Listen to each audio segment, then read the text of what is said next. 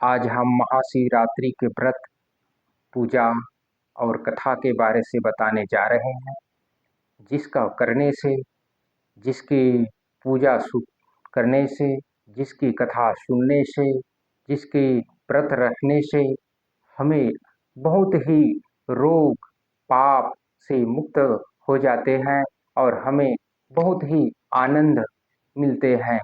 मानसिक रोग को बिल्कुल ठीक हो जाते हैं, क्योंकि पास रहने से, व्रत रहने से, पूजा करने से, कथा सुनने से मन में शांति आ जाते हैं और हमें आनंद का अनुभव होते हैं और हमारे शरीर में जो पाप है, द्वेष है, कर्म है, जो रोग है, असाध्य से असाध्य रोग है, वो इस व्रत एवं पूजा एवं कथा को सुनने से हमारे शरीर की अनेकों अनेकों प्रकार की जो दोष है वो बिल्कुल दूर हो जाते हैं।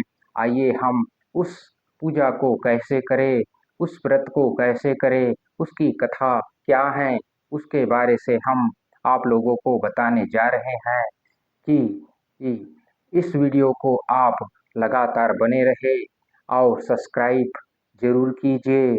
और इस वीडियो अब हम चलते हैं कि उसकी पूजा कैसे करें।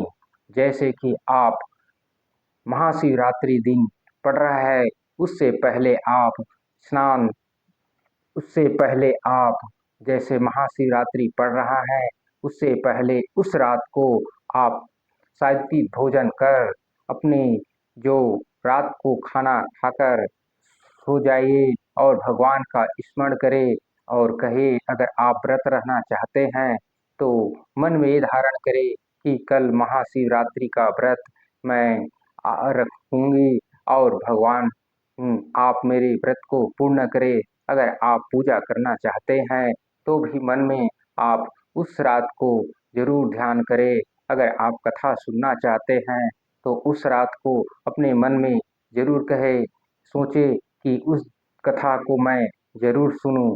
कुछ भी आप तीनों कर सकते हैं, व्रत रख सकते हैं, पूजा कर सकते हैं, कथा सुन सकते हैं, तीनों आप कर सकते हैं। अगर तीनों ना कर सके तो कम से कम आप व्रत रखो, पूजा करो या कथा सुनो। आप जरा कुछ भी एक को आप करेंगे, उसके बाद भी आपको पूर्ण फल प्राप्त होंगे, क्योंकि भगवान की महिमा महाशिवरात्रि की जो व्रतों में महाश्रेष्ठ व्रत है। वैसे तो महाशिवरात्रि हर माह में होते हैं, लेकिन विशेषकर ये फागुन का जो कृष्ण पक्ष का जो महाशिवरात्रि होते हैं वो बहुत ही अति ही उसकी महिमा है, जिसका हम आप लोगों को बताने जा रहे हैं। कुछ उसकी महिमा तो कोई नहीं बखान सकता। आज हम कुछ एक छोटी सी एक कथा के रूप में आप लोगों को महाशिव पुराण में जो बताया गया है, जो चतुर्थ जो रुद्र सरिता का जो अध्याय है, उसमें बताया गया है कि महाशिवरात्रि की पूजा कैसे करें, उसके बारे से आप लोगों को बताने जा रहे हैं।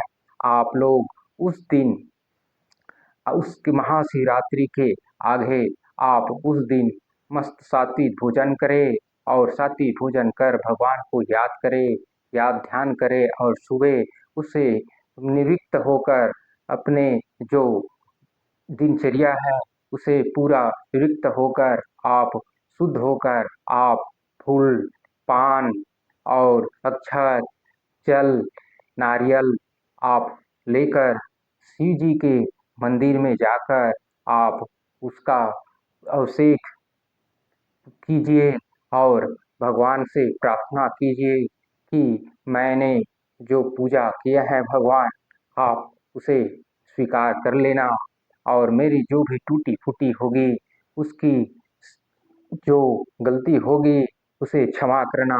ऐसे मन में धारण कर कर आप फिर पूजा से अवयव कर आप मन में भगवान का ध्यान करें। उसमें खासकर महाशिवरात्रि का व्रत का जो मंत्र बताया गया है, उसे ओम नमः शिवाय का जाप करते रहे, ऐसे बताए गए हैं। आप ओम नमः शिवाय कहते रहिए और पूजा को करते रहिए। उसमें सबसे सात्विक बताया गया है। मन में शुद्धता और जो पवित्रता है, शुद्ध जल, शुद्ध फूल, शुद्ध बेलपत्र और शुद्ध नारियल जैसे शुद्ध खड़ी अक्षत का उसमें बहुत ही महत्व है। उस दिन अगर आप काला तिल का भी पूजा करेंगे तो भी बहुत उत्तम बताया गया है। उस दिन का बहुत ही विधि और विधान है। आपको जैसे हो, लेकिन सात्विक पवित्रता पर विशेष ध्यान दें और भगवान की ध्यान पूजा और पाठ जरूर करें। और उसके बाद आप कथा सुनना चाहते हैं तो कथा भी सुनिए। और जब महाशिवरात्रि का विशेषकर रात्रि का जो चार पहर होता है उसमें विशेष उसका पूजा का वर्ण बताए गए हैं। जैसे प्रथम पहर में, दूसरा पहर में, तीसरा पहर में, चार पहर रात्रि का चार पहर होते हैं। उसे चारों पहर में विशेष पूजा बताए गए हैं। आपको अगर चारों पहर में पूजा का समय मिले या कर सके तो आप चारों पहर का पूजा करें या एक पहर का ही पूजा करेंगे तो भी बहुत ही उत्तम फल मिलते हैं। और असाध्य से असाध्य जो कर्म है, पाप है, जो रोग है, उसे बिल्कुल दूर हो जाते हैं। इसकी ऐसी महिमा वर्ण सूत जी ने ऋषि जी को बताया गया है कि इसकी महिमा बहुत अपार है। इसकी पूजा आप सात्विक कीजिए और मन में श्रद्धा रखिए, मन में धारण कीजिए और भगवान को याद कर ओम नमः शिवाय का जाप करते हुए उसकी पूजा कीजिए। आप जल चढ़ाइए, दूध चढ़ाइए और अक्षत चढ़ाइए, फूल चढ़ाइए और उसके बाद आप उसका जो नवेद है, आपको जो भी नवेद में मिले उसे नवेद चढ़ाइए और उसकी नारियल आरती ये सब कर कर आप भगवान की ओम नमः शिवाय का ध्यान कर अपनी जो पूजा है उसे पूर्ण करें। और जैसे भी आपको मन में जो कथा सुनने की इच्छा हो उस कथा को आप जरूर सुने। जैसे कि उसकी कथा तो बहुत है, लेकिन आप लोगों को एक हम कथा बताते हैं। जैसे कि उसमें निषाद राज भील का जो शिकारी है उसके बारे से वर्ण बताया गया है। ऋषियों ने पूछा था सूत जी से कि हे सूत जी, आप बताइए कि कौन सा ऐसा कथा है जो महाशिवरात्रि का सुनने से हमारे जो पाप है, द्वेष है, कर्म है, रोग है, वो दूर हो जाते हैं।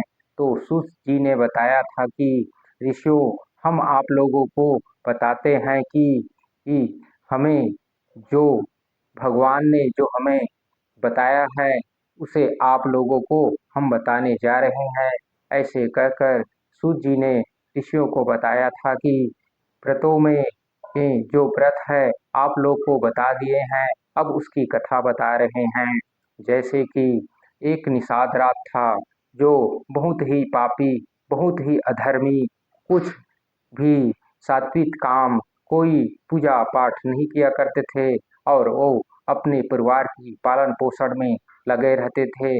एक दिन वो शिकारी करने जो वन में चले जाते हैं, अपनी जो भूख के लिए, अपने बाल बच्चों के लिए, वो शिकारी भोजन के लिए वो शिकारी शिकार करने चले जाते हैं और शिकार करते करते उसे दिन भर कुछ ना मिलते हैं, क्योंकि उस दिन भगवान की महिमा, भगवान की प्रेरणा था, इसलिए उसे कुछ शिकारी को कुछ ना मिले और संध्या होने लगे।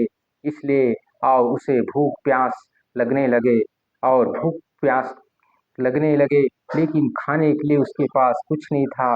तो सरोवर में जो एक दिखा उस जगह वो पानी पीने गया और मन में सोचने लगा। उसी जगह सरोवर में भगवान का जो शिवलिंग विराजमान था, उसी जगह एक बेल का पेड़ था उस सरोवर में। और भगवान की महिमा के देखिए कि उसे मन में सोचने लगा कि इस सरोवर का पानी मैं पीऊँगा, उसके बाद फिर बेल का पेड़ है, उसे मैं उसमें चढ़कर किसी जीव का मैं इंतज़ार करूँगा, क्योंकि कोई न कोई इस सरोवर में पानी पीने ज़रूर आएँगे, जो मैं शिकार कर अपने परिवार की भोजन को ले जाऊँगी और मैं अपने परिवार की भोजन करूँ, जो कि आप ये क्या कर रहे हैं? तो हिरनी ने बोला था कि आप क्या कर रहे हैं?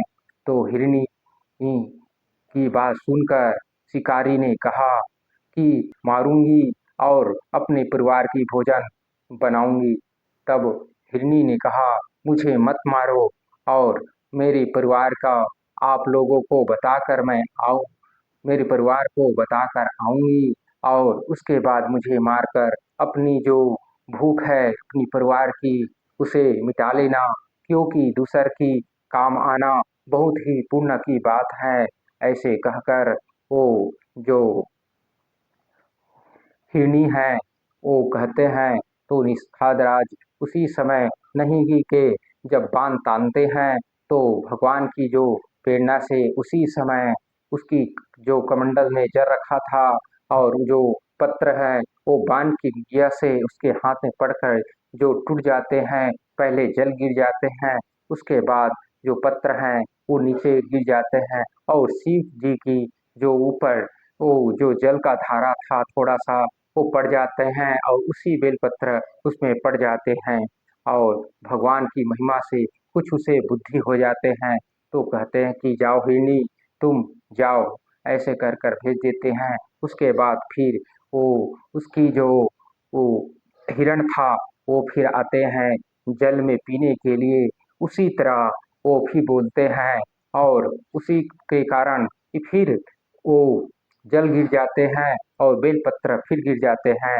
और उसकी दूसरी जो व्रत है हो जाते हैं, दूसरी पहर का और तीसरी पहर में भी उसकी जो बहन है वो आते हैं और उसी तरह फिर वो जब करते हैं तो जब बांध तानते हैं और जो उसमें कुछ जल रखा था, थोड़ा-सा बचा था, वो भी गिर जाते हैं और भगवान शिव की अभिषेक हो जाते हैं और बेलपत्र उसकी फिर चढ़ जाते हैं।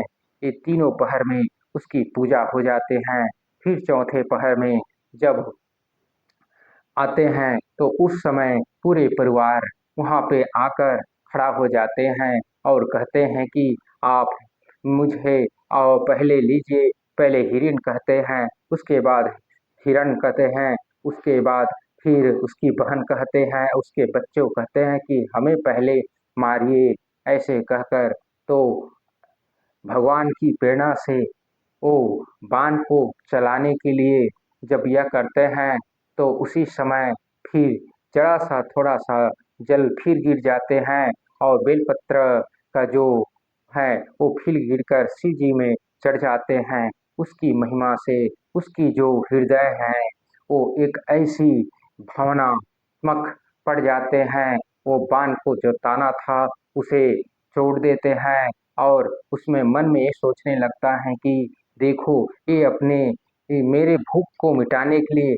अपने जी को दे रहा है और मैं एक ऐसा नि जो शिकारी हूँ, जो पापी हूँ कि उसको अपने पेट के लिए उस जीव को मार रहा हूँ। ऐसे सोचकर मन में होने लगता है और उस पेड़ के नीचे उतर जाते हैं और भगवान से ध्यान करते हैं, बार-बार स्मरण करते हैं, देखते हैं कि उस समय उसी जगह शिवलिंग का जो था उसमें बेलपत्र जो चिपक गया था उसे देख रहा है और भगवान को बार-बार क्षमा माँगता है। उसी समय भगवान प्रकट हो जाते हैं और कहते हैं कि धन्य है निषादराज, तुम्हारा जितना भी पाप है वो सब दूर हो गया है। तुम अगले जन्म में अच्छे से कर्म कोई अच्छे से पुण्य महात्मा बनकर तुम जन्म लोगे, ऐसे कर कर वो आशीर्वाद दे देते हैं और अंतर्ध्यान हो जाते हैं। इस महिमा का अपरंपार कथा का वर्ण है, हम थोड़ा-सा आप लोगों को बताए हैं। अब एक और से थोड़ा-सा महाशिवरात्रि का जो व्रत है उसे आप लोगों को बताते हैं। जैसे दधी का पुत्र है सुदर्शन, उस बहुत ही रोज हर जो महाशिवरात्रि का व्रत करता था, जाने अनजाने एक दिन उसकी गलती हो गई तो उसने महाशिवरात्रि का व्रत किया, पूजा किया, आह्वान किया, ध्यान किया, तप किया, सब किया। उसके बाद उसमें क्या एक ऐसी ही काम वासना जाग गई जिसे वो अपने पारिवारिक संबंध बनाने लगे। तो उस दिन भगवान शंकर जी ने नाराज होकर उसे श्राप दे दिया था कि अरे मूर्ख, तू मेरा जप तप हम सब कर रहे थे और एक क्षण के लिए आप मुझे भूल गए और अपनी जो महाशिवरात्रि व्रत का अधूरा कर आप जो पाप किया है उसके लिए आपको क्षमा नहीं होगा। ऐसे कर कर उसे श्राप दे दिया। और भगवान की लीला है, परंपार है कि उसकी पिता जो दधी है उसने भगवान शंकर जी की स्तुति कर उसकी जो गलती था, उसका पाप था, उसका जो किया है उसके लिए उसकी बहुत स्तुति की। और स्तुति करते करते भगवान ने उसके आशीर्वाद भी दिया कि मेरा जो श्राप है वो निष्फल नहीं हो जाता, क्योंकि कुछ कर्म के बाद आप लोगों को उसका भुगतना पड़ेगा और उसके बाद आप लोग उसकी जो हैं पैसे मुक्त हो जाएंगे। ऐसे दधी को बताए थे और सुदर्शन को पाप लगा था। उसी तरह आप लोगों को हम बता रहे हैं कि पवित्रता बहुत ही अति उत्तम व्रत का जो कर रहे हैं, पूजा कर रहे हैं, तो आप पवित्रता बहुत जरूरी है।